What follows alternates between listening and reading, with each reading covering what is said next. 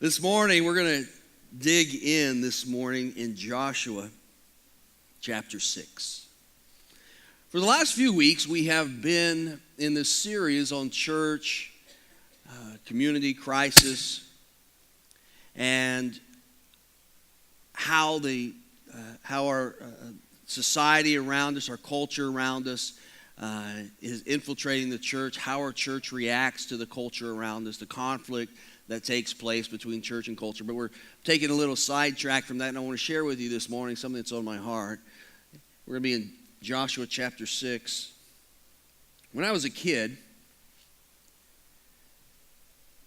in second grade, my best friend, Chris Polly, got glasses. And I thought they were awesome.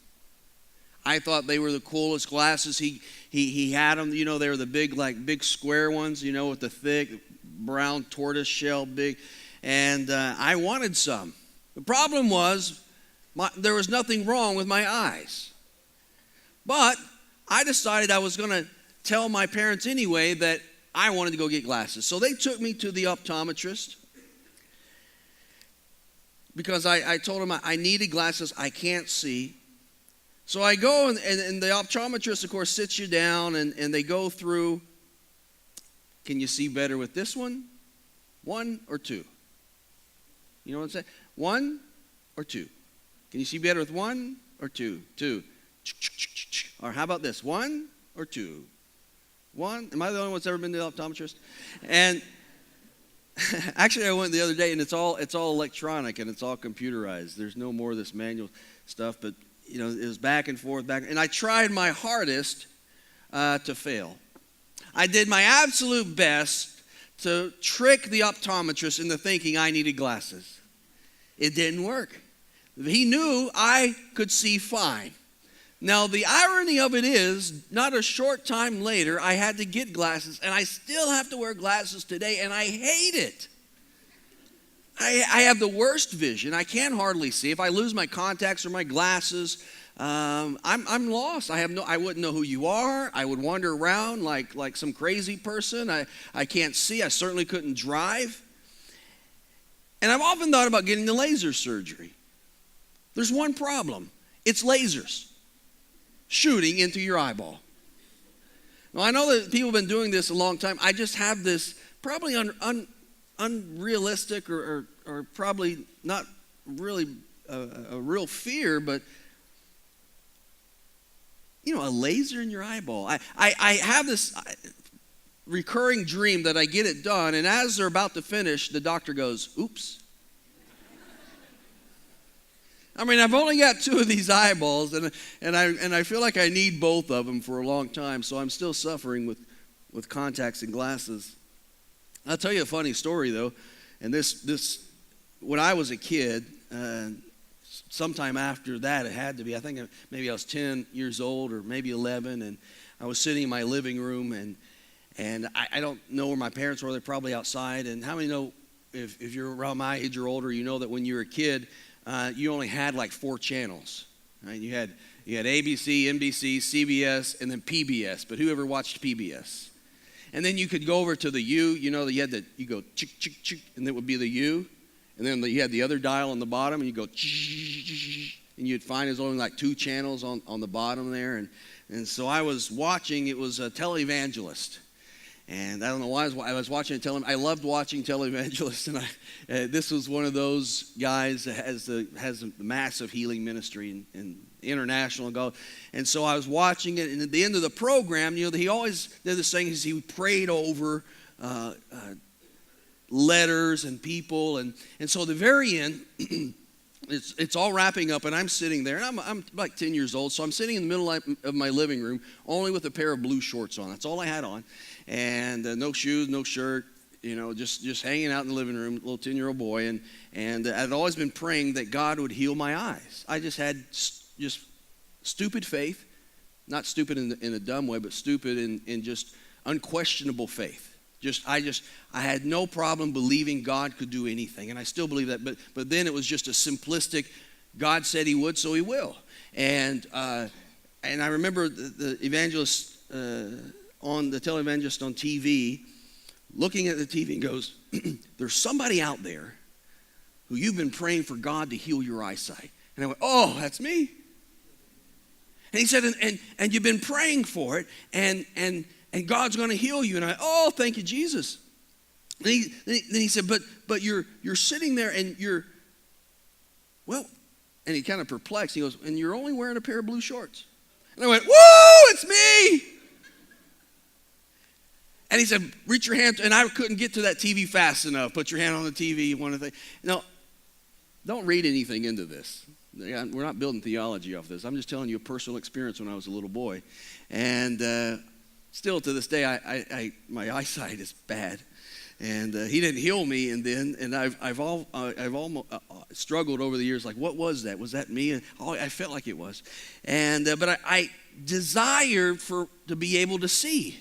If you need contacts or you need glasses, you understand what it is to want to just wake up in the morning and just be able to see, not to worry about glasses, not to worry about contacts. This morning we're going to talk about see. To see.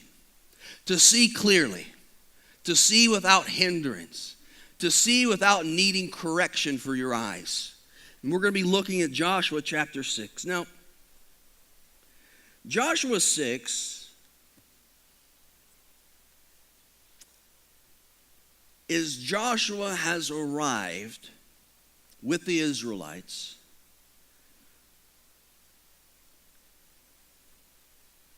to the first city that they come across after they have crossed into the promised land. They're on the plains of Gilgal looking down onto the city of Jericho. Now, Joshua is a new leader. He hasn't been leading the children of Israel for very long. Moses had been their leader. Moses has died. Joshua, and he has led them into the promised land. Now, there's a couple million of them. The army numbers maybe 400,000 or so. It's a big army. The problem was the army had never truly been in a prolonged siege or battle of any sort of fortified city. They'd never done it. The most they did was cross over a river into the promised land. So Joshua is standing there and he's looking down out over into the city of Jericho. And I can imagine what he's thinking. How are we going to do this? How are we going to take, I know that God has told me that the promised land is ours. I know he said that he would be with me and give me every place I set my foot. But I see this out there and I see Jericho. And Jericho's walls were 6 feet thick rock. The height of them was 50 feet up in the air. They had closed off Jericho because they saw the children of Israel coming, and it was impenetrable. And here was Joshua with an inexperienced army facing and looking down onto this, probably a little anxious. But then something happens and an angel appears to Joshua. And the angel, in very similar in the way that God spoke to Moses, said, take off your shoes. You're on holy ground. So Joshua reaches down and he takes off the sandals. No, you got to remember, Joshua's sandals, his clothes, the people of Israel, their clothes never wore out for 40 years. They wore the same clothes, the same shoes. Supernaturally, they never wore out. He had on the same pair of sandals he had on when he started this journey. He reached down these dirty and dusty feet and he pulled off the sandals. And as he's standing there with this angel, as they're gazing down over into this city, and all that Joshua has is an army. They don't have any sort of a battering ram to break down the doors. They don't have any real way to scale the walls and overtake the city. They have no way to make any sort of serious assault onto this fortified city. And the angel says something unbelievable. The angel says, see, I have delivered Jericho into your hands, along with its king and its fighting men. Now, I want you to notice that the angel tells Joshua, see, I have delivered. Not I'm going to deliver, not I may deliver, not there is a possibility that I may, if we do this. He says, I have delivered Jericho along with its fighting men into your hands. The Israelite army was unprepared, but yet God had made a promise. And God did something that day for Joshua. He revealed a spiritual reality in the face of a physical impossibility. God revealed to Joshua that day, as he looks down over a city of physical impossibility, God reveals the spiritual reality of the situation. Because the physical impossibility had nothing to do with the spiritual reality that was taking place. That moment, when the angel said, see, I believe something happened in the supernatural. Something happened that Joshua's eyes were opened. And his eyes that first only saw a physical impossibility suddenly saw a spiritual reality in front of him. Now, the Bible doesn't tell us what he saw. But I know he saw something because the Bible said, see, I have delivered. See, and when God says see, how many know we see? So he said, see, Joshua's eyes were open, and he immediately sees not what the physical reality is, he sees the spiritual reality. It's a lot like what happens to Elisha. Elisha has his servant in 2 Kings, and they're surrounded by this army that is going to wipe them out. There's thousands that have surrounded them, men and armor and horses and chariots that have surrounded Elisha and his servant. And his servant begins to become afraid and says, it's all over, it's done. Look at them all, they're everywhere, they're countless, they're going to destroy us. And Elisha looked at his servant and he said, Lord, open his eyes. And Elisha's servant, his eyes were open, and it said he saw around this great army another army. A greater army of horses pulling chariots of fire that were surrounding. And he saw not the physical impossibility, but Elisha's servant saw the spiritual reality. And it says in verse 16 there in 2 Kings 6, it says, don't be afraid, the prophet answered. Those who are with us are more than those who are with them. His eyes were open, and I have to believe, and I know that had to have been what took place. When the angel of the Lord said, see, Joshua's eyes were open, and he suddenly saw not a city that was fortified, not a city that was impenetrable, not a city with 50-foot walls, not a city with 6-foot thick walls. He didn't see a city that could not be taken. What he saw was a spiritual reality, and that was the city had already been given to him and the children of Israel. He just had to see with his spiritual eyes what God had already done. And we're told in 1 John 4, but you belong to God. You have already won a victory. Do you know that? You and I, as sons and daughters of God, you and I have already won the victory. You say, well, that can't be. Look at what I'm facing in my life. Look at what I'm coming up against. Look at the problem in my marriage. Look at the problem in my finances. Look at the bankruptcy I'm facing. Look at the crisis that I'm in. Look at the job that I've lost. How can I be victorious? Because the Bible says you have already won a victory. We're looking at it with the physical. We're looking at it with the physical boundaries in front of us. We're looking at it with the physical impossibility.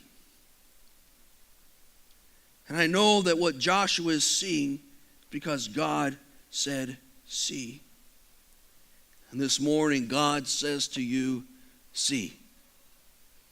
Whether you're facing sickness, whether you're facing disease, whether you're facing the bankruptcy, whether you're facing a broken marriage, whether you're facing a lost job, God says, see. See. Not the physical impossibility, not what you're facing, not the conflict that you're running into, not the barrier that stands before you, not the Jericho that is impenetrable, but God says, see.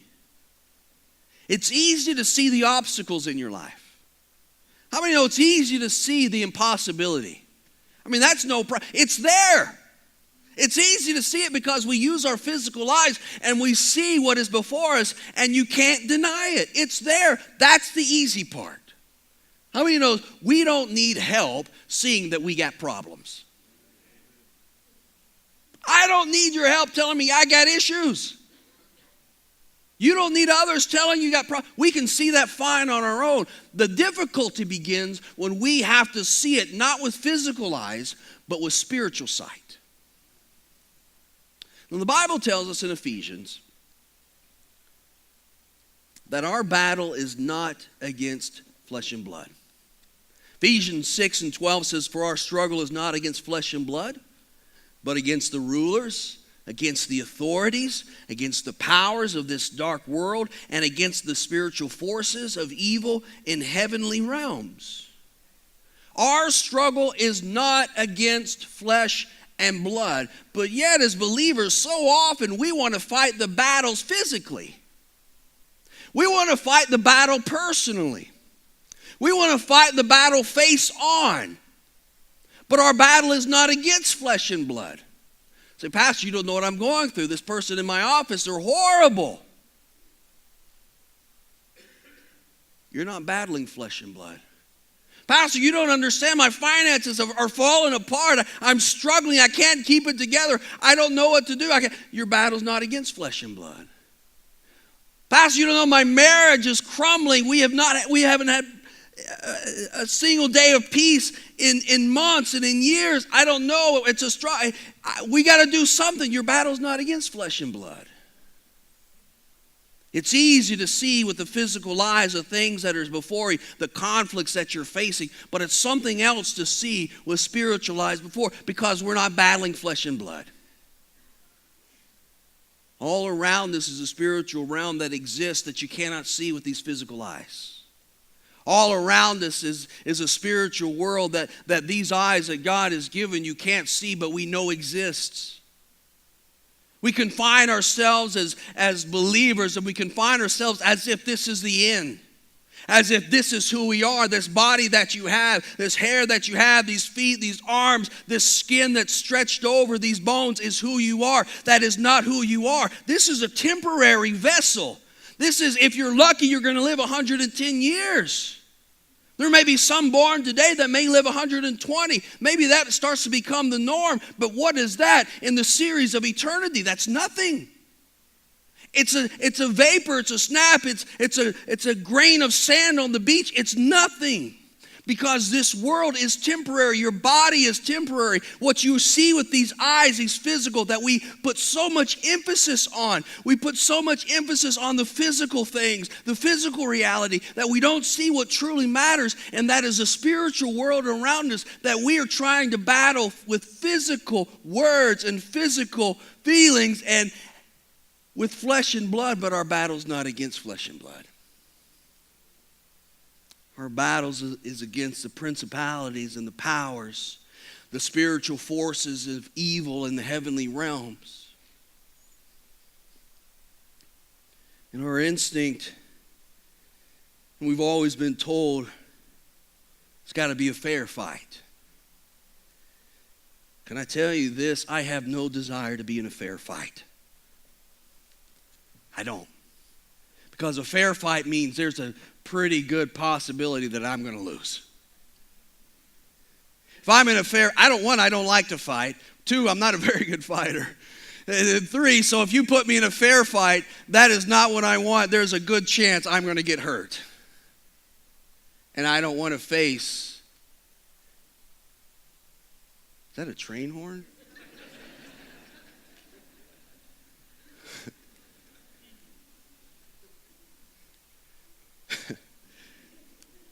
This train is bound for glory. This train. I don't want to fight a fair fight. See, that's what the enemy desires and wants you to do. The enemy wants you to think that you're fighting fair. But God has not given you the weapons of warfare to fight a fair fight. He has given you weapons of warfare to fight the enemy, the evil one, in the spiritual realm, because you've already won the battle. Our battle's not against flesh and blood. Our battle takes place in the spiritual realm. Our instinct may be to fight fair, but God has said, put on the full armor of God that you may be able to withstand and stand. And he said, when you finish standing, you're still standing.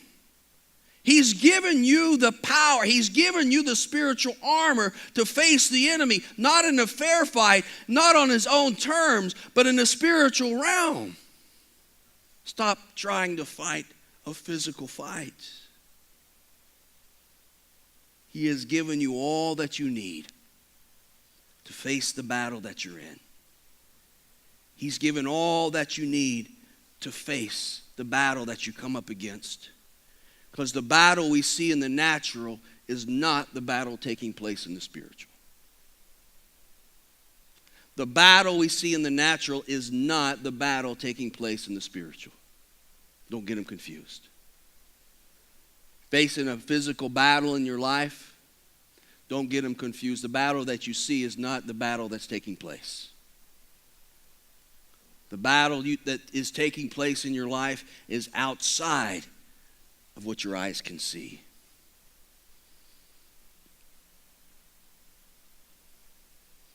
Matthew 28:20, Jesus assured us, he says, surely I'm with you always, to the very end of the age. In John 14, he says, I'll not leave you as orphans. I will come to you. No matter how you feel alone, you feel defeated, you feel like you're hung out to dry, you feel like you're all the way out, that you've stretched as far as you can't stretch anymore, you can't do anymore, you've faced all of these physical battles, you face sickness, you face disease, you face brokenness, whatever you face, you feel like you have done it to the very end that you can done it, you feel all alone, but Jesus says, I have not left you as orphans. You are not alone. You are not facing this by yourself. You look around like Joshua and you see, I don't have the facilities. I don't have the manpower. I don't have the ability to take the stronghold that stands before me. I don't have what it takes to confront what the enemy has placed in my path. I feel all alone. But God says, see. See. You're not alone. You're not doing it by yourself. You're not facing it empty-handed. You're facing a spiritual battle, and he has given you the armor that you need. The Bible is full of stories of a physical reality that comes straight into contact with the spiritual. Think about the woman the widow that had nothing, that had no money, had no food. She was just ready to die, that she couldn't support herself. The prophet said, gather up all of the jars that you can find. And when she did, they all were filled with oil. The more that she poured, the more jars the oil continued to flow. The physical reality was that she was broke. The physical reality was she had nothing. The physical reality was that she had come to the end of her time. Her life was over. Her time was over. She had nothing left to her name. But the spiritual reality was something else.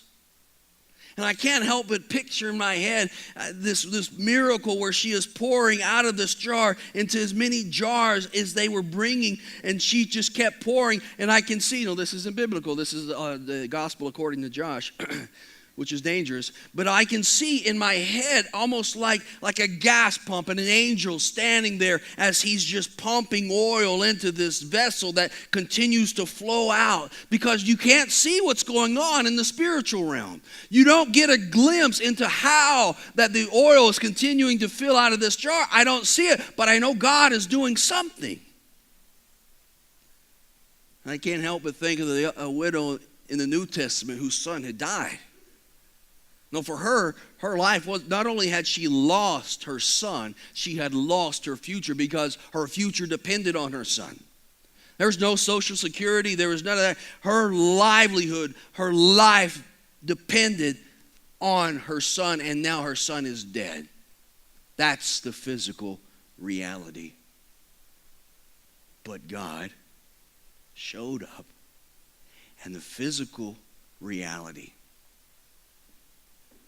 the natural, you could only see, but not the battle that's taking place in the spiritual.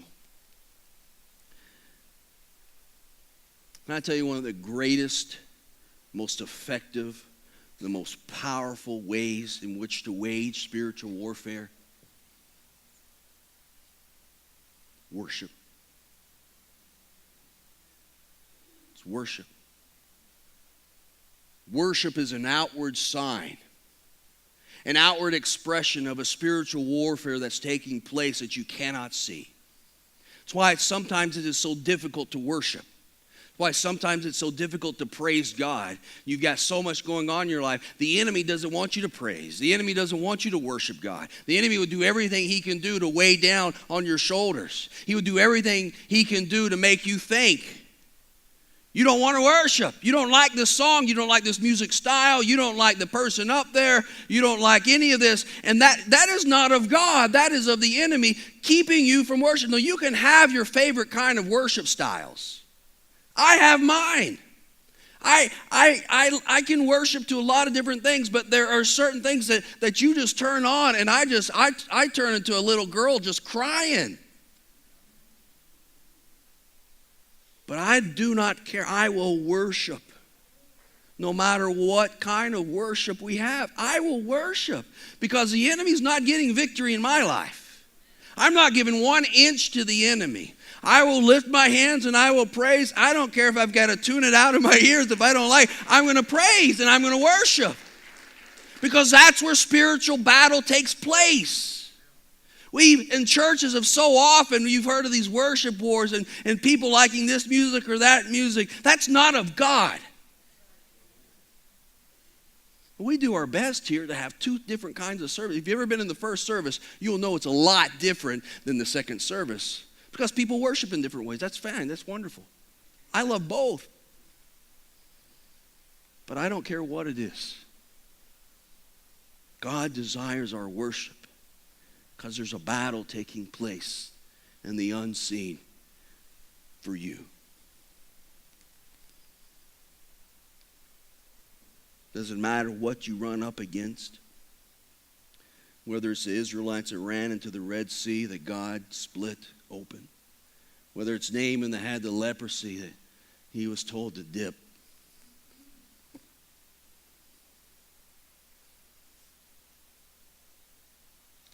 So what does it take? What does it take in our life to see the spiritual reality that's not yet reflected in the physical realm? Because there's going to be a conflict. We're not ostriches. We don't stick our heads in the sand. I'm not even sure ostriches even do. But we don't pretend as if reality doesn't exist. We just acknowledge the spiritual reality that exists alongside our physical reality. So how do you see the spiritual reality that's not yet reflected in the physical? Faith. It's faith. Faith. And Hebrews tells us Hebrews 11:1 says, faith is the substance of things hoped for, the evidence of things not seen. What is not seen? Those things that are taking place all around you. Those things taking place in the spiritual realm. Those things, those battles not seen. Well, that was Jericho. That was Joshua standing there on Gilgal, looking out over Jericho and seeing that which cannot be penetrated, that which cannot be overcome, a city that cannot be taken. He cannot see it. But an angel appeared and said, see. Joshua had to have faith to see what could not be seen. You're facing in your life some insurmountables. You're facing in your life difficulties. In Matthew 13, there's a centurion, a Roman soldier, that had a servant that was sick. Sick, about to die, sick. And the centurion left to find Jesus, and he asked, would you heal my servant? And Jesus says, I'm going to come and heal. And the centurion said, look, I'm an officer in the army and in the Roman army, and I know what it is to order people. I don't have to do all the work. I ordered people to do this and that, and they go do it because I've commanded them to. And he says, I'm not even worthy for you to step foot into my house. I'm not even worthy for you to get underneath my roof. He said, you say the word, and I know that my servant will be healed. Jesus said in verse 13, he said, go your way. And as you have believed, so let it be done for you. Have faith that it's done. Have faith that you already have the victory. Have faith that he's already given you the city. Have faith that your marriage is healed. Have faith that your body has been healed. Have faith that he is providing. You have to look past the physical, the insurmountable wall, and understand that the battle isn't even yours anyway. He's given you the weapons of warfare. He's placed it before you, and he's crying out to you this morning, see what isn't there. See what you can't see with your eyes. And see what I've already done for you. And see what I am actually doing in your life. God cries out, see.